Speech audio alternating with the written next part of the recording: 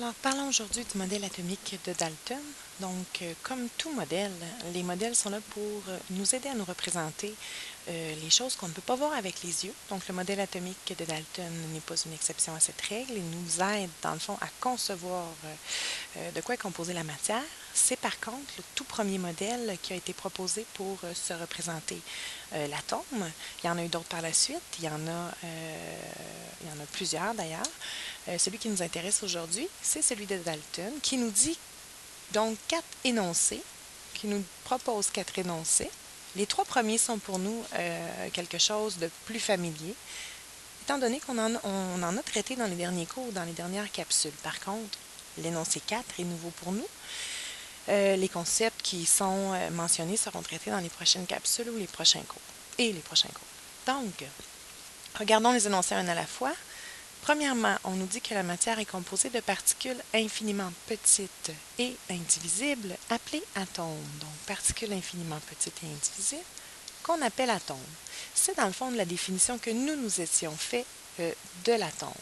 Ce que Dalton propose, c'est de représenter les atomes sous forme de boule, à l'intérieur de laquelle on inscrit le symbole chimique de l'élément, comme par exemple ici, on aurait un atome d'hydrogène.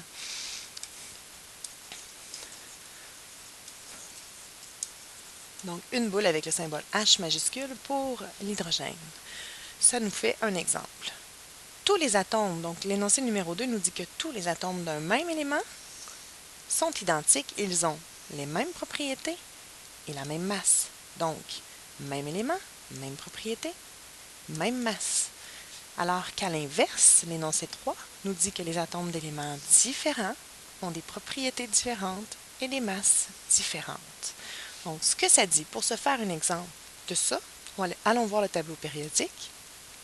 Ce que ça nous dit, par exemple ici, c'est que le beryllium a une masse de 9. Tous les atomes de beryllium ont une masse de 9.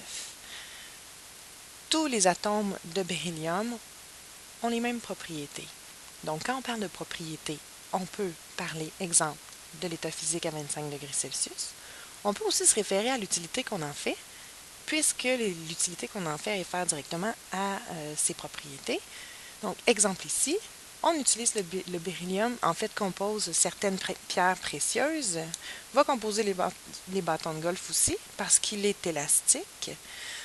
Et finalement, va rentrer dans certains alliages qu'on utilise pour fabriquer les navettes spatiales, donc dans les pare-brises et dans les freins. Donc ça nous donne un indice de ses propriétés. Donc ça, c'est tous les atomes de beryllium qui sont pareils, tandis qu'on peut comparer le beryllium avec, exemple, l'oxygène, qu'on retrouve ici. L'oxygène, quant à lui, a une masse de 16. Donc tantôt, le beryllium avait une masse de 9. Et état physique ici, par contre, état physique solide, c'est pas bon. Donc, c'est un gaz à 25 degrés Celsius. On le voit bien ici quand on regarde, dans le fond, la température d'ébullition.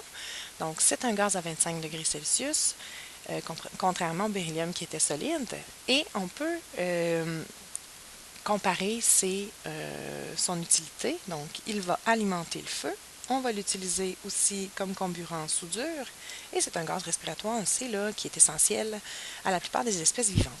Donc, ce sont deux éléments qui ont des propriétés totalement différentes et des masses différentes aussi.